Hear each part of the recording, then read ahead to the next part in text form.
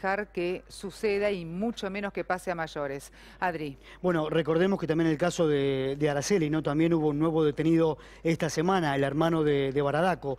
Hernán Baradaco también quedó detenido por la desaparición y por el asesinato de Araceli, y también quedó imputada la esposa de Baradaco sobre este hecho. Después, en unos minutos, lo vamos a ampliar. Pero cambiamos de tema. Sí. ¿Qué está pasando en la Plaza de Mayo? Bueno, en primer lugar, una marcha de la marihuana que comenzó en Plaza de Mayo y continuó hasta Congreso. De hecho, vos sabés que en el año 2015 fue una de las más grandes aquí en la Argentina porque fueron 200.000 personas. El año pasado ya bajó un poquito el número, fueron 150.000. De todas maneras, el reclamo sigue siendo el mismo, Adrián, porque son usuarios, consumidores que reclaman el cese a la criminalización y la legislación de esta sustancia, de la marihuana. Por eso es sumamente importante tener en cuenta que hay muchísimas personas que necesitan la marihuana como medicina, como medicamento. Sí. Y mira, lo que estaba leyendo, ¿no? Porque entregan volantes quienes se están manifestando para que uno se entere del reclamo. En relación al autocultivo, dicen por el inmediato fin de los allanamientos, detenciones y procesos penales a cultivadores de cannabis. Todo un debate se genera sobre esto. Desde 1999, el primer sábado de mayo, se realiza la Marcha Mundial de la Marihuana. Tengo entendido que en la Argentina en 30 ciudades se están movilizando, sí, y también en distintas partes del mundo. Exactamente, pero vamos a hablar con alguien que sabe muchísimo del tema y que además dirige una de las revistas más importantes también que tienen que ver con la marihuana, y él es Sebastián Basalo. Basalo, ¿cómo te va? Adrián Salón y Abigail se te saludan. ¿Cómo va? Hola, Abigail, ¿cómo estás? Un gusto. Bueno, me alegro. A ver, Sebastián, ¿fuiste a la marcha? Sí, fui a la marcha desde el comienzo, hoy a la tarde, hasta ahora que acaba de terminar los últimos discursos. Y, a ver, más o menos igual que la del año pasado, a grosso modo, ¿no? Igual que la del año pasado en cantidad de gente.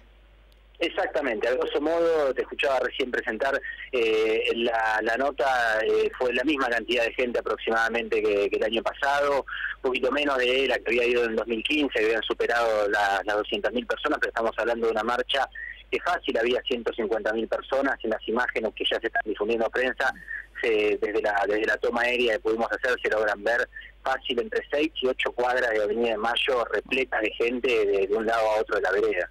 Bueno, este año igual fue importante en este caso para sobre todo las mamás que tienen criaturas con muchísimos problemas de salud y utilizan el aceite de cannabis como medicamento, como remedio. Pero de todas maneras, ¿qué es lo que hace falta? Hacen falta muchas cosas, ¿no? Creo que un objetivo claro y realmente prioritario tiene que ver con la regulación en general del acceso al cannabis.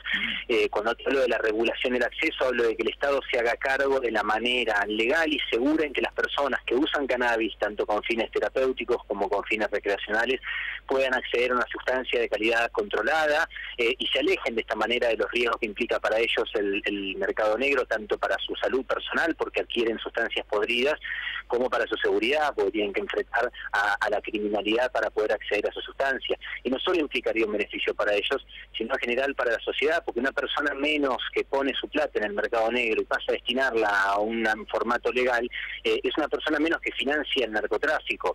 Esto que estoy diciendo yo no es una discusión de países de avanzada, que obviamente ya lo dieron países como Canadá, varios estados de Estados Unidos, sino que estamos hablando de una discusión que ocurre a apenas algunos kilómetros de Buenos Aires, en Uruguay, donde se implementó esta regulación y donde ya se está llevando adelante con muchísimo éxito, porque a ver, las personas que en Uruguay pasaron a dejar de acceder al cannabis en el mercado negro y pueden acceder cultivándolo individualmente, grupalmente en un colectivo de cultivo, o como va a ocurrir ahora a partir del 1 de julio comprándolo en la farmacia, son personas que dejaron de financiar el narcotráfico y los primeros resultados ya se ven en Uruguay. Disminuyó ostensiblemente el tráfico ilegal de marihuana, porque a nadie se le va a ir a ocurrir comprar una sustancia podrida, un tipo armado, cuando puede accederla legalmente. Entonces, al no comprarle, el negocio desaparece. Es una manera eficaz de terminar con el narcotráfico sin disparar un solo tiro, que por el contrario, esta receta de disparar tiros, lejos de funcionar, a nosotros nos fracasó bastante. Sebastián, por la ideología o por el proceder del gobierno de Mauricio Macri, ¿crees que va a escuchar tus reclamos, los reclamos de todos ustedes? ¿Dónde acercarían un petitorio con estos reclamos? ¿Qué crees que va a pasar con el gobierno de Macri? ¿Los va a escuchar? A ver, si uno seguía por la manera en la que el actual gobierno viene recepcionando los reclamos sociales, el panorama no es bastante alentador. Pero si uno se fija en esta temática, lo que ocurrió con la sanción de la ley de cannabis medicinal, existe un halo de esperanza de que efectivamente se hagan eco de un reclamo que goza, como vemos en estas marchas, una legitimidad enorme a nivel no solo de cantidad de gente, sino a nivel territorial. Bien nos escuchaba a ustedes presentar la nota recién, más de 30 ciudades de Argentina llevaron adelante este mismo reclamo con esta misma consigna. Se sancionó hace unos meses en el Congreso de la Nación una ley de cannabis medicinal que tomó el reclamo de organizaciones sociales como Mamá Cultiva y otros grupos de personas que necesitan el cannabis urgentemente con fines medicinales, pero es una ley muy pobre. Es una ley que acepta que el cannabis es una medicina, con lo cual produce un cambio cultural inmenso en Argentina, pero no regula la manera en la que las personas que necesitan medicinalmente el cannabis puedan acceder, principalmente la manera que más se utiliza, que es el autocultivo. Bueno, es decir, el gobierno recepcionó el reclamo, pero dejó bastante deudas en el camino. Yo creo que debería recoger esas deudas, que son las que se escucharon, por ejemplo, en varios discursos de madres de niños con epilepsia el día de hoy en la marcha. Nosotros cuando tuvimos aquí a una integrante de la organización Mamá Cultiva, nos decía esta señora que hay madres que cultivaban marihuana para extraer el aceite y dárselos a sus hijos, y estas mujeres sufrieron allanamientos en su propia casa. Exactamente, sufren allanamientos, y no solo sufren allanamientos estas mujeres, acaban de liberar a una mujer, a una madre que estuvo presa varios meses. Bien, alguno de esos, la última parte por suerte gozó de una prisión domiciliaria, pero estuvo presa esta madre, claro, que producía aceite medicinal para usar ella misma. Y no solo está el riesgo de que vayan presas, sino que, por ejemplo, el miedo a estar haciendo algo ilegal como cultivar sus plantas, algo que ninguna madre de la agrupación Mamá Cultivo o de otras agrupaciones dejó de hacer a partir de esta ley, aunque no se lo reconozcan. El riesgo está no solo en el momento del allanamiento, sino que, por ejemplo, si entra una persona a robarle a una madre que cultiva plantas para sus hijos, o robarle cualquier otra cosa que le puedan hacer a esta madre no puede denunciarlo a la policía porque tiene plantas en su casa. Estamos hablando de una situación de grave vulnerabilidad que viven estas madres, y no solo ellas, sino un montón de personas que en Argentina tienen en sus plantas cannabis. Insisto, y lo voy a marcar varias veces, para dejar de financiar el narcotráfico, porque, a ver, es muy claro el mensaje. Una persona que tiene una plantita en su casa, para decirlo de un modo muy claro, es una persona menos que pone plata en el narcotráfico. Por eso yo le decía a varios colegas cuando charlábamos en la marcha, que esta es una marcha que no solo tiene que ver con el reclamo directo de las personas que están marchando, sino con una sociedad en general que quiere que disminuya el narcotráfico, y que todas las recetas que estamos aplicando hasta ahora, lo único que hicieron fue apagar el fuego con querosén, y lo que generamos es un incendio. Bien, estamos hablando de un reclamo muy claro. Es una persona que le permiten cultivar en su casa, es una persona menos que compra en el narcotráfico. Si queremos todos terminar con este sistema de sangre, violencia y muerte, creo que a las claras tenemos que avanzar. Ahora vos debes opinar, Sebastián, sobre, quiero que opines sobre lo de Itatí. Aquí con Abigail lo hemos tratado varios sábados, lo que ha pasado con ese intendente. Bueno, ingresaba la droga por allí, desde Paraguay, la marihuana me refiero. ¿Qué opinión tenés sobre este hecho que ha tenido conmoción en toda la Argentina? Bueno, yo vengo sosteniendo desde hace bastante tiempo que el narcotráfico es una creación del Estado. Yo no creo que el narcotráfico crezca, como se suele decir, donde hay un Estado ausente. No, el narcotráfico está donde hay un Estado presente, regulando a través de las fuerzas policiales, con la connivencia del poder político local, quiénes operan en cada lugar, qué banda está en un lugar, dejan que se enfrenten dos bandas, ponen a una, sacan a otra, a cambio del cobro de un impuesto ilegal que le pagan estas bandas por poder operar y llevar adelante esta venta de sustancias. Este narcotráfico, que se puede ver en casos como lo de Itatí, está originado por el Estado. Esto es muy importante entenderlo. No crece atrás del Estado, a espaldas del Estado. Crece porque el Estado toma la decisión, bien, de permitir que se expanda este narcotráfico y de regularlo, obviamente, de manera ilegal. Casos como el de Itatí, en escenarios de regulación, jamás ocurrirían, porque, como te digo, nadie se le ocurriría comprar esa marihuana podrida que circulaba en Itatí y en tantos lugares de Argentina, si la puede comprar en un mercado legal. Y esto no es una teoría. como te vengo diciendo, ya ocurrió en varios países. Por suerte, hace tiempo a mí me acusaban de decir, bueno, lo que vos estás diciendo son teorías, son locuras, digo, anda a comprobarlo. Por suerte, varios países iniciaron estas políticas en los últimos años y los resultados son sorprendentes, no solo en la disminución del narcotráfico, sino también en la disminución del consumo de drogas. Uruguay, en estos 2 años, casi 3 años de lleva de regulación del mercado de la marihuana, disminuyó el consumo de marihuana. O sea, ni siquiera la excusa de que regulando el consumo aumenta se puede seguir avalando este sistema horrible, ¿no? Sebastián, ahora, cuando hablas tanto de la legislación de Uruguay, ¿vos pudiste viajar y constatar cifras? ¿Pudiste reunirte con gente que esté en el tema allí? Por supuesto, sí, varias veces estuve viajando, seguí todo el proceso de regulación y el posterior proceso que se está siguiendo ahora hasta la llegada del cannabis a la farmacia. ¿Cuántas plantas legalmente puede tener una persona dentro de su casa?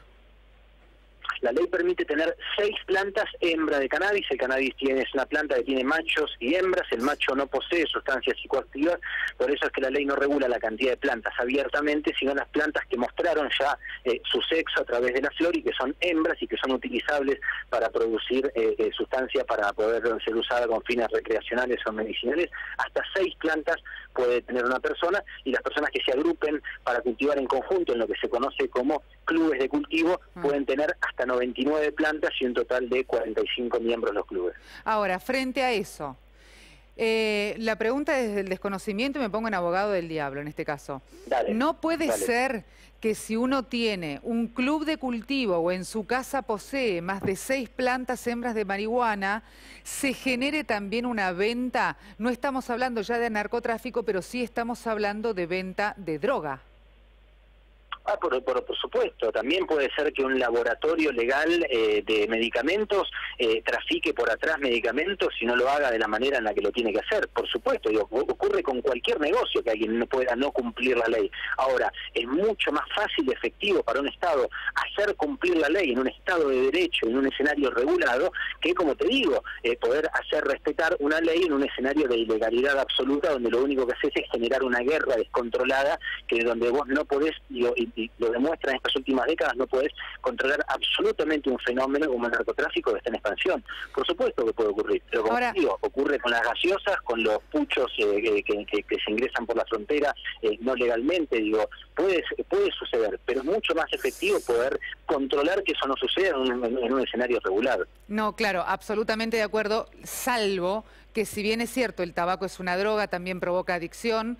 Por ejemplo, las gaseosas no estarían provocando una adicción, y muchísimo menos, como al menos sostiene una parte de la biblioteca, que es sacar al ser humano de su eje, ¿no? Que es que su cabeza vuele para otro lado, que sí es lo que provoca el cigarrillo de marihuana, por ejemplo. Sí, a ver, es cuestionable, digo, no me voy a poner acá en cuestionar si las gaseosas efectivamente no generan diabetes o no generan riesgos cardiovasculares, que son principalmente las gaseosas, las grasas, la causa de morbomortalidad más importante a nivel mundial, ¿no? Es un tema aparte para sí, lo mismo pasa con los fritos.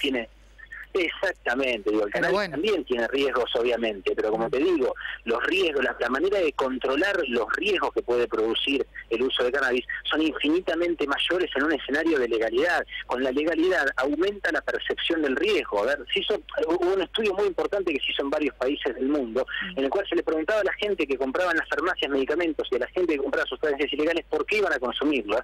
Y la gente que compraba sustancias en las farmacias, sustancias peligrosísimas, con prospectos donde vos te tomás 10 cafeaspirinas de venta legal en un kiosco, en un kiosco no pueden venderse, en una farmacia de venta legal sin receta, y vos podés tener una úlcera con tomarte solo 10 cafeaspirinas. Pero la gente, cuando va a consumir sustancias en la farmacia, sabe los efectos que producen y va en busca de esos efectos. No ocurre así en el mercado negro.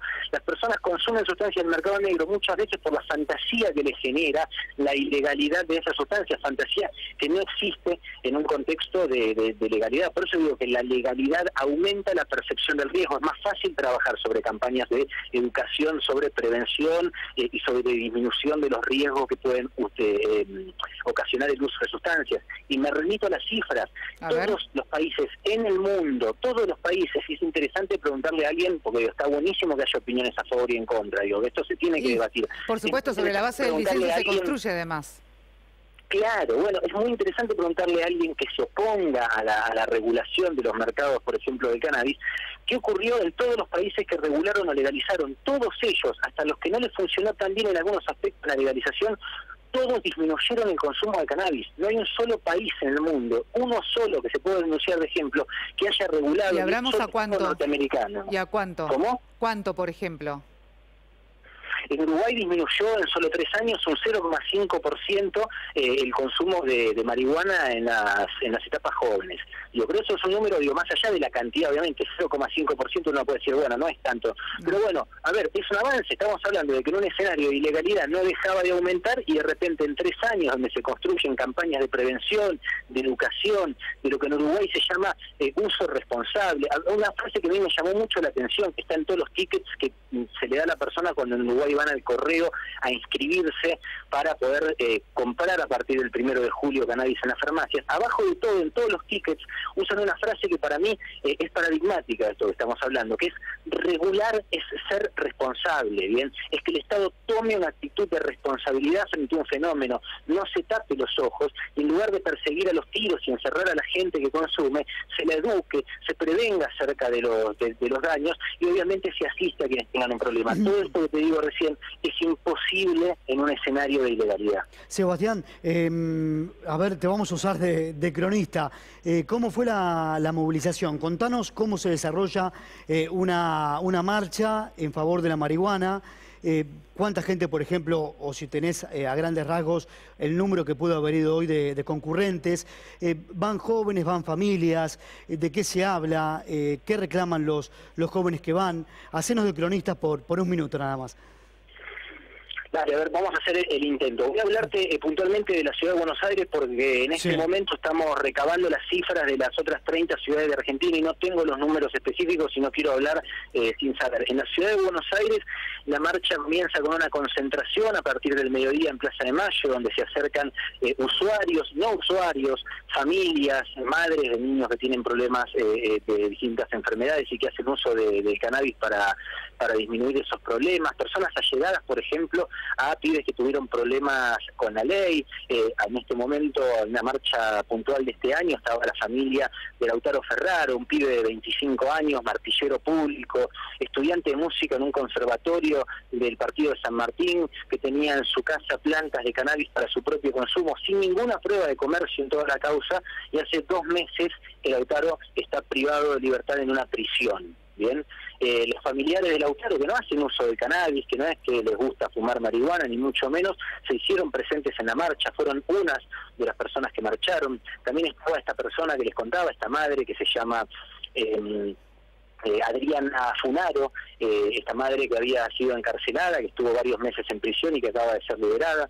Todos ellos cerca de las 3 de la tarde se ponen en una columna detrás de una bandera que dice no más presos por cultivar, regulación del cannabis ya, además de otras banderas que hay de diversas agrupaciones, tanto de usuarios y cultivadores de cannabis como agrupaciones de usuarios medicinales y familiares de estos usuarios medicinales, y marcha hacia el Congreso de la Nación en una columna que, como te digo, y se puede ver claramente en las fotos aéreas que ya están circulando, tenía mínimo entre 6 y 8 cuadras de cola en Avenida de Mayo, una avenida bastante ancha, repleta de gente. Al llegar al Congreso, espera un camión bastante grande con familiares de Lautaro Ferraro pidiendo su liberación, Adriana, que acaba de ser liberada, representantes de diversas agrupaciones en la defensa de los usuarios de sustancias ilegales, o agrupaciones incluso en la defensa de los derechos humanos, y obviamente culmina el acto con la lectura de esos discursos y después se produce la desconcentración. Bien. Eso es básicamente lo que ocurre en una marcha de cannabis.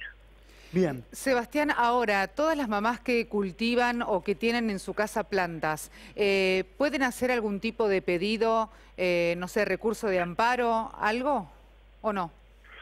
Bueno, a ver, lo que están pidiendo inmediatamente es el primer pedido, tiene que ver con la reglamentación de la ley de cannabis medicinal que acaba de ser aprobada por unanimidad en ambas cámaras, en Senado y diputados, desde la promulgación que se produjo hace escasos 10 días, 15 días, por parte del Poder Ejecutivo. Tiene 60 días el Poder Ejecutivo para reglamentar esta ley medicinal y especificar de qué modo las madres y las personas en general que tienen problemas de salud y hacen uso medicinal del cannabis van a poder acceder al cannabis.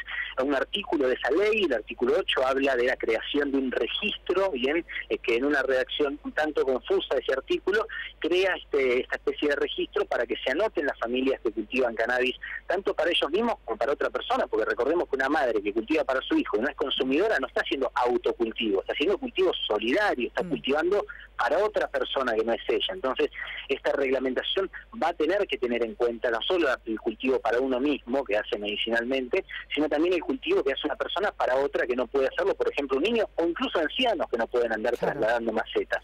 La reglamentación de esta ley de cannabis medicinal, que tiene que producirse en 60 días, es el principal objetivo que están teniendo hoy las agrupaciones de madres y usuarios medicinales para que se contemple su situación, y si bien no permite la ley abiertamente el autocultivo, sí al menos creen un registro para amparar y frenar los allanamientos que está habiendo a usuarios medicinales de cannabis que cultivan su propia medicina. Claro, porque ahí me quería referir, porque vos contabas justamente que quedan libradas a la inseguridad también las familias que tienen una planta de marihuana para realizar el aceite de cannabis o para utilizarla como uso medicinal.